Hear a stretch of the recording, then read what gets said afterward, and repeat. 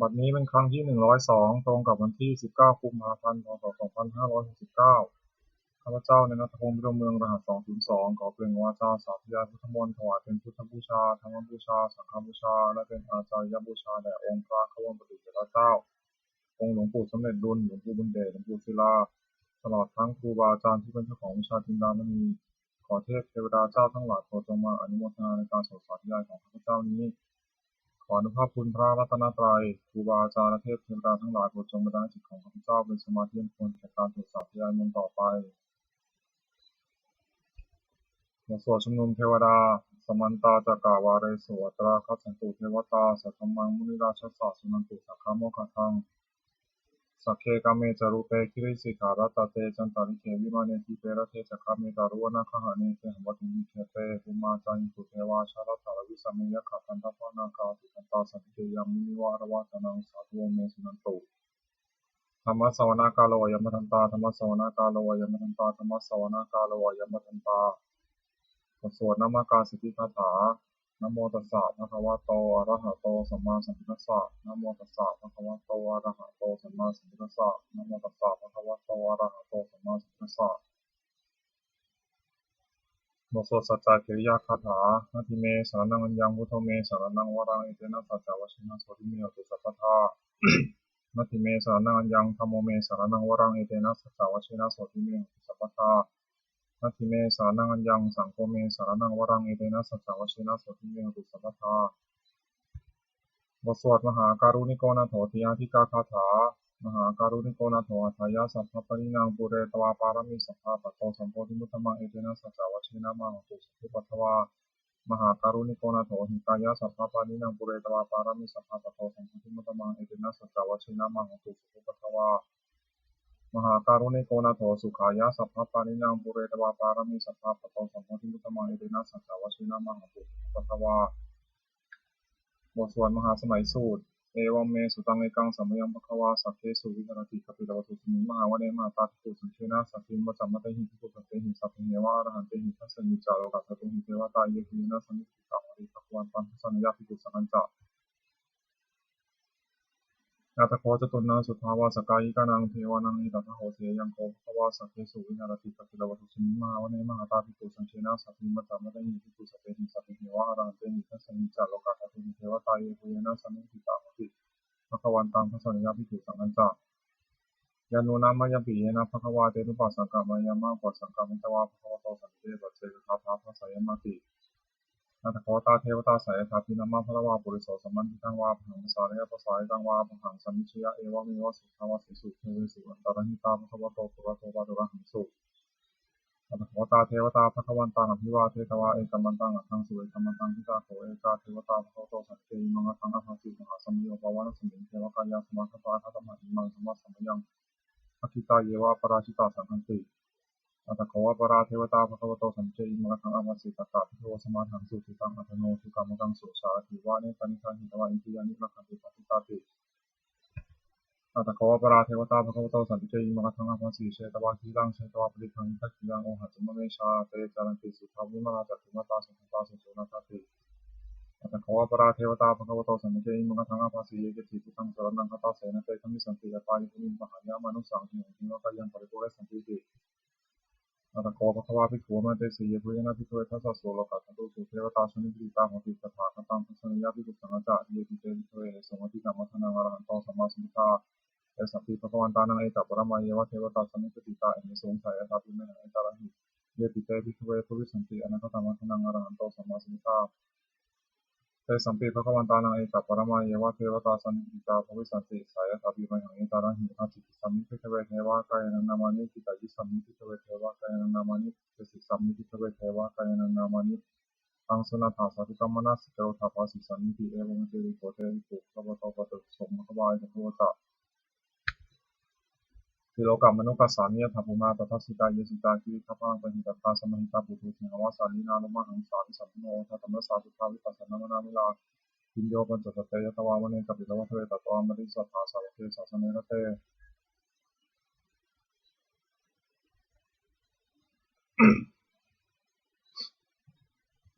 วกายาภินันตาเตวิชานาถาภิโกเตจาตปะมะกโรสุตวาบุรสาสสนังเตสัมปะตรุ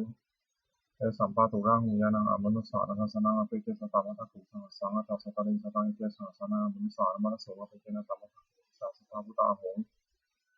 ตันจะสัพพังอภิญญาวะวะคิตวานะจัตุมาตะโตมะติสัทธาสาวะเตสาสเนระเตเทวกายาภินันตาเตวิชานาถาภิโกเยวหังตัดยิสามิเทหิอนุปุพพโสสัตตสหสาวะยะขาภูมากปิลวัฏวัยจิมันโตชิติมันตวันนาวตายะสัสสินมัทธมนาภิกขุนังสุริวนังสสหัสสาเหมวตายะขานันนตวันนิโนอิติมันโตชิติมันตวันนาวตายะสัสสินมัทธมนาภิกขุนังสุริวนังสาตาคิราติสหัสสายะขานันนตวันนิโนอิติมันโตชิติมันตวันนาวตายะสัสสินมัทธมนาภิกขุนังสุริวนังอิเจเตโสระสสหัสสายะขานันนตวันนิโนอิติมันโตชิติมันตวันนาวตายะสัสสินมัทธมนาภิกขุนังสุริวนังเวสามิตาปัญจสัตตายะขานันตวันนิโนอิติมันโตชิติมันตวันนาวตายะสัสสินมัทธมนาภิกขุนังสุริวนังภูมิพิโรราชาทันโกเวกุลสานิเวชนังภูมิโยนังสัตตสหัสสามิยะขานังปณิรุปปัสสติภูมิพิโรราชาทันโกโสภคาสมติโกนังปุริมันจัติสังราชาทัตตารัตโถปสัสสติทันทัพนาธิปติมหาราชายะสัตติโสพุทธปิตสาภาวนธรรมนามหาภวายจิมันโตสุติมันโตวันนามโตยิสัสสนวธรรมนาภิกขุโกนังสุริโกนังทักขินันจัติสังราชารุ่นโหตปัสสัสสติกุมภธนาธิปติมหาราชายะสัสสิโสพุทธปิตสาภาวนธรรมนามหาภวายจิมันโตสุติมันโตวันนามโตยิสัสสนวธรรมนาภิกขุโกนังสุริโกนังปัจฉิมัญจทิสังราชารูปโขภาษาสตินางคณาธิปติมหาราชายสัสสิโสพุทธปิตสาภาโวยธรรมนามหาภลายจิมันโตสุริมันโตวันนวันโตยัสสิโนมธรรมนาภิกขุโกนังสัมภิโกนังอุตารัญจทิสังราชาโกเวโรตปัสสติยคณาธิปติมหาราชายสัสสิโสพุทธปิตสาภาโวยธรรมนามหาภลายจิมันโตสุริมันโตวันนวันโตยัสสิโนมธรรมนาภิกขุโกนังสัมภิโกนังปุริมาทิสาทัตตารัตโถทักขิเนนะวุนหโกปชิมินังรูปโขกุเรโรตังทิสาทัตตาโรเตมหาราชาสมตตาเสตโรทิสาทัตตานะอัสสุวเนกปิโตเทเตสัมปัญญาวิโนทัสสะภูจริตาสถามยติทิเวเททิภูจักภูโตสหตันทโนกัมมาเสโถจากกิมิคันทุลิคันตุจักปนะโทภวิเจจากเทวสุโตธรรมะปริจิตเสโนธรรมะโกนโรราชาชโนทโพ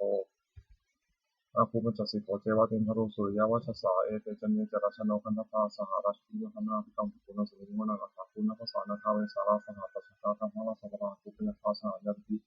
ยมุนาทัตตารัตถาจาคุณคายะสัสสิโนรามโนมหานาโคโสภะสุริมนัง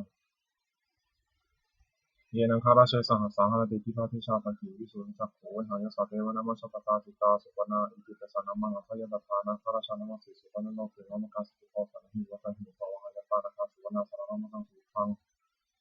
ชิตาวชิระหัตเถนะสมุทาอสุรสิตาพัตโรวาสาวะเสติจิมโตยัสสสิโนคารังชามหาปิสมาอสุราชนะเวทสาเวปาจิติสุติติจาปหาระโทนมุติสหัสตันตาพุทธานังสัพเพโรจนามกาสเนตวะหิเสนาอุปะเหตุธรรมวะหิมุสัมยทานิพันเตติปุนังสมิริมนังอาโปเทวาปทวิจาเตชวายโยตตากโมวรุณาวารุณาเทวาโสโมจายิสัสสะสหเมตตากรุณากายิกาสุเทวายิสัสสิโลทัสเสเตทัสสะทากายาสัพเพนะตวนิโนจิมันโตชิติมันตวันนังตยัสสะสิโนวัฒมนาภิกขุปุนังสมิริมนังเวทูจะเทวาสหริจาสมาจะทุเรยมาจะทุสุวันสัตเทวาจันทมะคูรคิตาสุริยโสวันสัตเทวาสุริยมะคูรคิตานะขัตานิปุรคิตวาภูมิทวะหกาทัสโสนังวาสโวเสโสสัพโพภะคับรินทโททัสสิติทัสสะทากายาสัพเพนะตวนิโนจิมันโตชิติมันตวันนังตยัสสะสิโนวัฒมนาภิกขุปุนังสมิริมนังนาถาภูสาภูเทวาชาลมะขิสิทธาริวะอริตกาจโรชาจาอุมาปุพานิพาสิโนวารุณาสหธรรมาจาชิตาจเนชกาสุตยามิจุราภูวาภูวสาวเนสิโนทัสเสเตทัสสะทากายาสัพเพนะตวนิโนอิจิมันโตสุติมันโตวันนังวันโตยัสสะสิโนวัฒมนาภิกขุปุนังสมิริมนังสมานามหาสมานามนุสามนุสุตมะจิตาปทุสิกาภูวภูมโนปทุสิกาสาธุยะเทวายะจารุสิตวาสิโนวาระธรรมะวาระธาตุเทวายะสัสสิโนทัสเสเตทัสสะทากายาสัพเพนะตวนิโนอิจิมันโตสุติมันโตวันนังวันโตยัสสะสิโนวัฒมนาภิกขุปุนังสมิริมนังสุกาการุมหาวุนาคุเวทรสาสหะโอทาตระยะหาภามกาภูเทวาวิจตนาสัมสัทธามัตตาหาราคาจามิสกาจายัสสะสิโนทระยะนาคาภูโนยุตสาโชสติ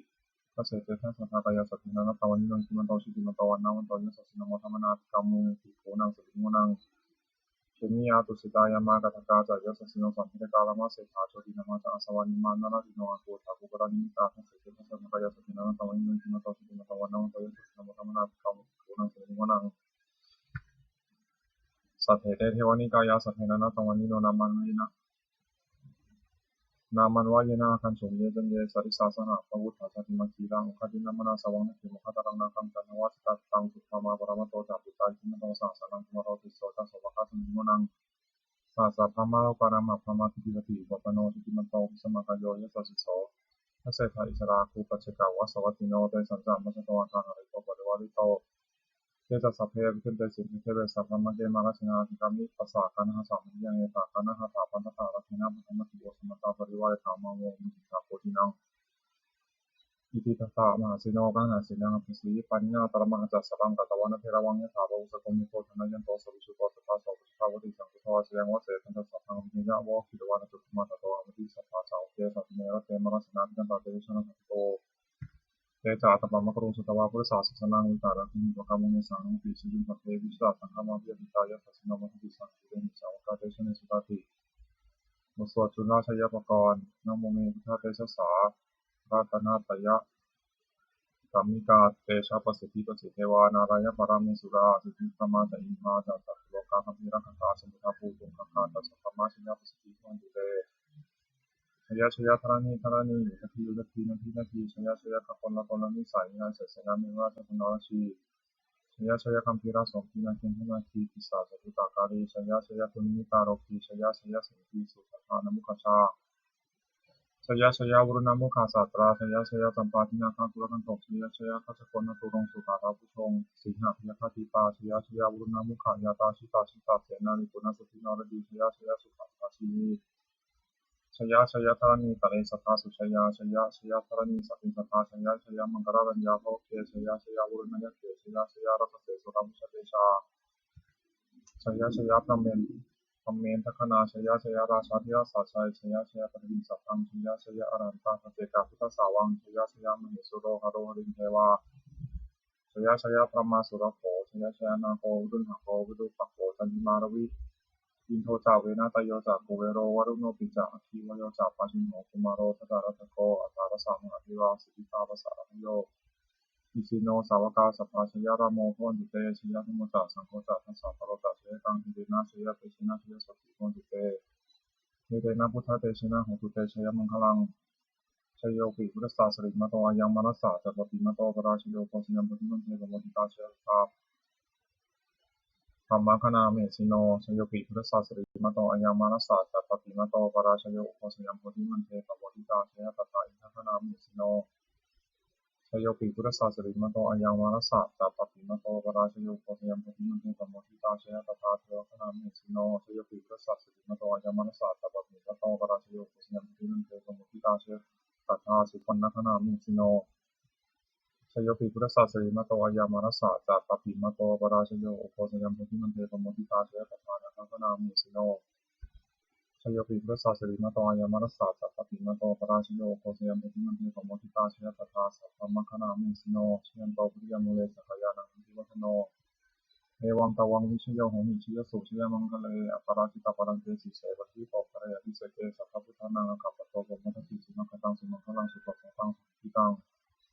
สุขโนสุมุหโตตัสวิธรรมธรรมะจาริสุปะทินังกายกรรมังวาจากรรมังวิทินังปะทินังมโนกรรมังปานาติเตปะทินารักขินานิกัตวานันทพันตเถระทิเนเตยะสารคาสุขิตาวุฒหาพุทธศาสนาอารคาสุขิตาโหราสหัสสัพพิยะติสุนันโตโกนตเยเทวาสมิงฐานิยติจตาตินายุกาสัทธาหุสุขิตังหุสัพพะรักขันตุสัพพะสัตตานังรักขันตุชินาศาสนังพิยาคาติปัจนาเตสังเตตุเรตุมโนรัตถาอิตากาเลภวสันตุวสังวสังวรังคาโรคาตุวัฏวะเตสังนิวรตุสัพพะกายสุขังจิตสุขังอรันตุยะถาระหังบทสวดธรรมานิยามสุตตังเอวัมเมสิตังกังสัมยังภควาสาวัติยังวิหารติเชตาวะเนยนะจักขุนิกัสสะอาราเมตตะโกภควาภิกขุมันเตสิวิภวติสันเตติเตวิปุภวโตปัจจโตสมภควาอิตถวะจักอุปาทาวาภิกขเวตถาคตานังอนุปาทาวาตถาคตานังทิตาวสาสันตุธรรมทิฏฐาธรรมนิยมตาสัพเพสังขารานิจจติตังตถาคตวาภิสัมภิสติอภิสัมเมติอภิสัมภิชิตวาอภิสัมเมตวาอจิตติเอสติวัญญาปติปัฏฐาปติวิวารติวิภัสสติรามิโครติสัพเพสังขาราอนิจจติอุปาทาวาภิกขเวตถาคตานังอนุปาทาวาตถาคตานังทิตาวสาสันตุธรรมทิฏฐาธรรมนิยมตาสัพเพสังขาราทุกขาติตังตถาคตวาภิสัมภิสติอภิสัมเมติอภิสัมภิชิตวาอภิสัมเมตวาอจิตติเอสติปัญญาปติปัฏฐาปติวิวารติวิภัสสติอุตานิกโรติสัพเพสังขาราทุกขาติ อุปาทวาพิกเวตถาคตานังอนุปาทวาตถาคตานังทิตาวสาธาตุธรรมทิฏฐาธรรมนิยมตาสัพพธรรมานัตติตังตถาคตสัมสุติอัสสนติอัสสัพสิเทวาวิสเนตวาสุเตชะสติปัญญาปฏิปัฏฐติวิวรติวิปัสสติธรรมกโรติสัพเพธรรมาอนัตตาติอิธัมโมจาภควาสัมมนาเตวิโขภควโตภาสิตังอภินันทิติบทสวดพระเทกรตคาถาแปลอธิตังนามวคัมมยานปฏิปันเถนะตังบุคคลไม่ควรตามที่ถึงสิ่งร่วมไม่ได้ด้วยอะไรและไม่พึงพงสิ่งนี้ไม่มาถึงเมื่อถ้าตีตังไปหินันตังอปัจจันจานะตังสิ่งนี้ดีก็รับเวลาสิ่งนี้นะเขาเรียกไม่มาปัจจุบันนันตโยธรรมังตถาตถาวิปัสสติสังหิรังอสังคุปังตังวิธามุพรุงเยผู้ใดเห็นธรรมเกิดขึ้นเฉพาะหน้าในที่นั้นในแจ่มแจ้งไม่ควรใช้ควรพอคุณนะครับที่นั้นไว้อัจเชวกิจจามาตับบังโกชัญญามรณังสุเวความเพียรเป็นกิจที่ต้องทำมันใครจะทำตามในพวกนี้และที่นองสังฆารันเตนะมาเสนอมาสุนัขข้ามที่ธรรมจุราชนิสนาย่อมไม่มีสัมปเราเอวังมิหาริมาตาปิยังโหรตามตันตังตังเวรเทคารโตติสันโตจิตเตมุนีผู้สงบย่อมกล่าวเรียกผู้มีความเพียรอยู่เช่นนั้นไม่เกียจคร้านทั้งกลางวันกลางคืนว่าผู้เป็นอยู่ในเพียงรายทีเดียวก็น่าชมบทสวดธรรมะสังเวชปัจจเวทนาแปลสัพเพสังขารานิจจังสังขารคือร่างกายจิตใจและรูปธรรมนามธรรมที่มันสิ้นมันไม่เที่ยงเกิดขึ้นแล้วดับไปมีแล้วหายไปสัพเพสังขาราทุกขาสังขารคือร่างกายจิตใจและรูปธรรมนามธรรมที่มันสิ้นมันไม่ที่เป็นญาติเพราะเกิดขึ้นแล้วแก่เจ็บตายไปสัพเพธรรมานัตตาสิ่งทั้งหลายทั้งปวงทั้งที่เป็นสังขารและไม่ใช่สังขารทั้งสิ้นไม่ใช่ตัวไม่ใช่ตนไม่ควรถือว่าเราของเราว่าตัวตนของเราทวงชีวิตตั้งชีวิตของไม่ยั่งยืนทวงมรณะความตายเป็นของยั่งยืนอวสานปัญญามฤตพังเราจะเป็นตายเป็นแท้มรณะปริโยนสานังมีชีวิตตั้งชีวิตของเรามีความตายเป็นที่สุดรอบชีวิตตั้งเมียนี้ตั้งชีวิตของเราเป็นของไม่เที่ยงมรณะเมียนี้ตั้งความตายของเราเป็นของเที่ยงวัฏฏะตัวนี้ก็สังเวชยังกายโยจิตังร่างกายนี้ไม่ได้ตั้งอยู่นานในจิตวิญญาณของท่านต่อจิตวิญญาณสุดโต่งทิ้งเสียแล้วอภิเษกสติจากนนทัพปัตตวินซึ่งแผ่นดินกริงพลังหรือว่าประดุจดังว่าทำไมเราท่านเปิดและทำหาประโยชน์ไม่ได้อนิจจาวัฏสังขาราสังขารทั้งหลายไม่เที่ยงหนอเพราะว่าญาติมีนอมีความเกิดขึ้นมีความเสื่อมไปเป็นธรรมดาอุปาชิตวานิรู้ชันติดมันเกิดขึ้นแล้วย่อมดับไปแต่สามอุปสมโมสุขโขความสงบระงับสังขารทั้งหลายเป็นสิ่งยิ่งสัพเพสัตตามรณติจาสัตว์ทั้งหลายทั้งปวงกำลังตายอยู่มรณะสูตรจำเนสเลที่ตายแล้วและกำลังจะตายแต่เทวะธรรมบริษัทนี้เราก็จะไปนั้นเหมือนกันนักที่นี้ถาสักเซียวความสงสัยในความตายนี้ไม่มีแก่เราเลยส่วนเมตตายังกิจิกุศลังกัมมังสัพเพหิสัพเพหิกัตตังปุญญังโนอนุโมทันตุสุนันตุโนโตเยเทวะอสมิฐานีอธิปตาทิทายุกาสัพพังโตสุขิตาโหตุทุกขาปมุนตุมาตาปิตาสุขิตาโหตุทุกขาปมุนตุสัพเพยปิตาสุขิตาโหตุทุกขาปมุนตุสัพเพอยปิตาสุขิตาโหตุทุกขาปมุนตุสัพเพปิสาสัพเพตาสัพเพเตตาสุขิตาโหตุทุกขาปมุนตุสัพเพอาจารยุปัชฌายะสุขิตาโหตุทุกขาปมุนตุสัพเพนะคตาสุขิตาโหตุทุกขาปมุนตุสัพเพเทวาสุขิตาโหตุทุกขาปมุนตุสัพเพสามาตินังสังชันตุโวสุปุชาลุงบุทวดนโมโพธิสัตวะคันยะติปะคะวานโมโพธิสัตวะคันยะติปะคะวานโมโพธิสัตวะคันยะติปะคะวาปฏิฆานาคาถายาเทวตาสันติวิหาราวาสินิภิเวทะเรโพธิทะเรตหิตาธรรมะธนินาภวันตุปุชิตาโสติกตันทุชาวิหารามันทะเรเทราจมชานวกาจัตถโวสารามิกาธนตติวสกาคามาจติสานิธมาติสราสภานิพุตาสุขิตามุนิเตสลาภูชาเยวิจาทัสสัมภวาสังเสนสตาทโวปปาติการเนนิกังนโมวรังปฏิเสเตสัพพิทุปัสสะกโรตุสัมยังทาตุจิรังสตังธรรมโมธรรมทราจบุคลาสังโฆตุสมะภวะทายะจหิตายะจอันหิรักตุสิโมสัพพิธรรมะจาริโนทิสัพพะเปรมะธรรมเมอริยปาวิเตปิสนาหตุสัพพิปานิโนพุทธสัสเนสัมมาทารังภเวชันโตกาลเทโวโปสตุวุธิภาวะยะสตนังทิทังในตุเมหิมาตาปิตาจัตตาชามิจังรักขันติปุตตังอิวังธรรมินาราชโนปชังรักขันติสัมปตาเยวตาวิโยชนะคาถาทุกขปตาจนิทุกขาพยาปตาจนิพยาโสกปตาจนิโสกาโหตุสัพเพตินานิโนเอกาวตาจามิหิสัมปตังบุญญาสัพพังสัพเพเทวานุโมหิตุสัพพะสัมปติสิทธิยาทานังทัพพันตุสัพพยาเสดังรักขันตุสัมปตาภาวนาพิรตาโหตุพันตุเทวตาคตาสุมังคลคาถาโหตุสัพพังสุมังครังรักขันตุสัพพเทวตาสัพพพุทธานุภาเวนะโสติมุตุเนตรังโหตุสัพพังสุมังครังรักขันตุสัพพเทวตาสัพพธรรมานุภาเวนะโสติมุตุเนตรังโหตุสัพพังสุมังครังรักขันตุสัพพเทวตาสัพพสังฆานุภาเวนะโสติมุตุเนตรังสัพเพพุทธาภรปตาปัจเจกนันตยังพลังอนันตานันตาเตชนะรักขมัตมิสัมปโสสัพเพพุทธาภรปตาปัจเจกนันตยังพลังอนันตานันตาเตชนะรักขมัตมิสัมปโสสัพเพพุทธาภรปตาปัจเจกนันตยังพลังอนันตานันตาเตชนะรักขมัตมิสัมปโสสัพเพพุทธาภรปตาปัจเจกนันตยังพลังอนันตานันตาเตชนะรักขมัตมิสัมปโส พเพพุทธาภรปัตตาปัจเจกนันเตยมพลังอรหันตานันจัตติชนะระคังวัฏมิสัพพโสสัพเพพุทธาภรปัตตาปัจเจกนันเตยมพลังอรหันตานันจัตติชนะระคังวัฏมิสัพพโสสัพเพพุทธาภรปัตตาปัจเจกนันเตยมพลังอรหันตานันจัตติชนะระคังวัฏมิสัพพโสสัพเพพุทธาภรปัตตาปัจเจกนันเตยมพลังอรหันตานันจัตติชนะระคังวัฏมิสัพพโสสัพเพพุทธาภรปัตตาปัจเจกนันเตยมพลังอรหันตานันจัตติชนะระคังวัฏมิสัพพโสโดยอำนาจแห่งบุญกุศลที่พระเจ้าได้สวดสาธยายพระพุทธมนต์ข้าพเจ้าขอนน้อมข้าวิถวายเป็นพระราชกุศลแด่สมเด็จพระนางเจ้าสิริกิติ์พระบรมราชินีนาถพระบรมราชชนนีพันปีหลวงพิเศษสิริสวรรคาลัยขอที่สองบุญกุศลนี้ขอเป็นสิ่งศักดิ์สิทธิ์มงคลของพระเจ้าแก่ข้าปลอดภัยจากทุกโศกโรคภัยอันตรายทั้งปวงให้แย่งและได้สุขเดีมั่นคงเป็นสมาชิกชอบธรรมเพราะว่ามีอยู่อย่างแน่จนถึงวันนี้แต่พระเจ้าขอให้พระเจ้ามีสัมมาทิฏฐิตั้งมั่นในพระธรรมคำสอนในองค์สมเด็จพระสัมมาสัมพุทธเจ้าดำรงอยู่ในความดีงามตลอดกาลนานอีกทั้งขอเทพเทวดาทั้งหลายผู้ได้อนุโมทนาสาธุการในบุญกุศลนี้โปรดประสิทธิ์ประสาทพาน้อมส่งพระมงคลมาสู่วัตถุมงคลพระบิดาเจ้าสิริทั้งฝ่ายไทยและฝ่ายลาวรวมถึงวัตถุมงคลทั้งปวงที่สามสิ่งนั้นได้จัดสร้างขึ้นให้เปลี่ยนด้วยพุทธานุภาพเทวานุภาพและฤทธานุภาพศักดิ์สิทธิ์อำนวยผลให้สิริมงคลแก่ผู้ครอบครองและประชาชนทุกประการเทอญ